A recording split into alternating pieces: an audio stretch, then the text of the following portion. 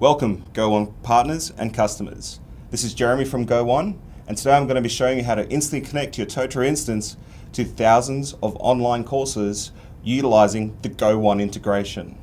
Before I jump into that, I'll give you a little bit of background to Go1. Go1 is a source of learning.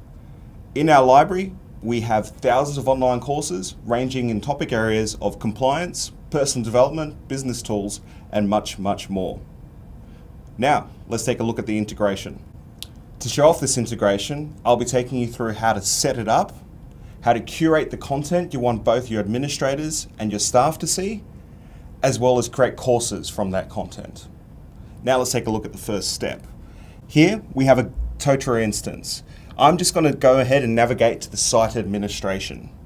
Once I'm in the site administration, all I need to do is click on the content marketplace. Once I've opened up the content marketplace, I will see the Go1 logo with a brief blurb explaining what Go1 is. As you can see, to the right here, I have a setup option. Now, to set things up, I've got a few different options. One thing I can do is I can actually connect it to an existing Go1 portal. And if I wanted to do that, all I need to do is put in my email and password associated with an existing Go1 account. Once I do that, I hit login and then the two accounts are connected. Now, if I don't have an existing Go1 account, all I need to do is click that don't have an existing account set up. Once that's done, all I need to do is fill in those details here and that will instantly start up a trial for me to have a go of the Go1 platform. So once those things are connected, all I need to do is start curating the content that I actually see inside that Totara instance. Once I click on that settings gear, I'll then bring up some general account information such as the portal URL associated with my Go1 instance, along with who it was enabled by and when it was enabled. I can also see some general subscription information there, what I'm subscribed to and when that subscription is due for renewal. So the next area I'm going to take a quick look at is the content settings. Underneath the content settings, I can dictate what type of content people in my organization see and consume. With this, I've got three basic options. One option is that they see all content that is available to the organization. The next option is subscribed content. This is basically content that has already been paid for by the organization. The last option is a custom collection of content that you've put together and you've deemed applicable for your organization. The other option I've got on the content settings is to look at how pay-per-seat courses are managed. The first option is that a learner pays. So if a learner comes across a course that they want to do and it has a charge associated with it, all that learner has to do is pull out their bank card and pay for it themselves. The other option I've got here is a request sent to admin, which basically means that a notification will be sent to the administrator advising them that someone wants that course and needs to be paid for. So now that I'm happy with those different content settings, I'm going to save those away. Now that those settings are saved away, I'm going to start to look over at the different course content that I've got available to me and start searching on it.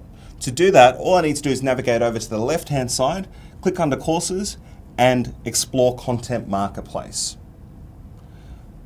Once I click on that, all the courses that are available to me will appear. As you can see in this instance, there's over 80,000 different courses available to me.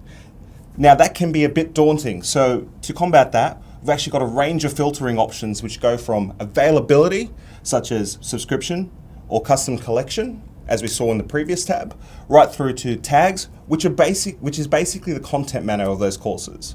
Underneath that, we've also got providers as well as languages. So that's a very easy way to get from 80,000 to the select group that you want. In addition to that, I can also use the search bar up the top to type in the course topic or outcome or provider that I'm looking for. Today, I'm going to search for GDPR.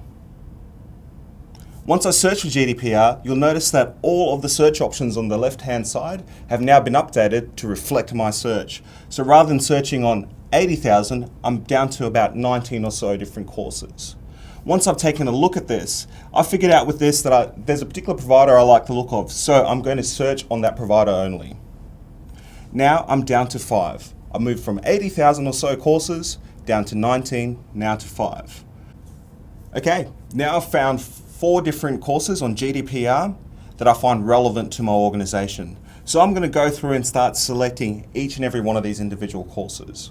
Once I've selected them, I can choose to either add them to a collection, which is just a subset of courses that I've categorized differently for my organization. The other thing I can do is I can go ahead and start to create a course for that as well. Now that I've selected those 4 different courses, I also want to create something that I can push out to learners in my organization. And I can do that in the form of a multi-activity course or 4 individual courses that I want to push out individually to everyone in the organization. If I was to select the 4 different courses, all I'd need to do is select that option from the radio button and then type in a course full name as well as a short name for each and every one of those courses. Once I've done that, all I need to do is categorize it the correct way for my organization. The other option is if I want to group these courses together, I can quite easily do that by creating what we call a multi-activity course. Now, quite simply, a multi-activity course is usually multiple different courses that have been put together, usually because they have something to do with each other, and been put underneath the one banner and the one name to create a multi-activity course. So I'm going to give this course a long name, which is Introduction to GDPR. I'm going to give it a short name, which is GDPR Intro. And I'm also going to categorize this. I'm going to call it Management Training.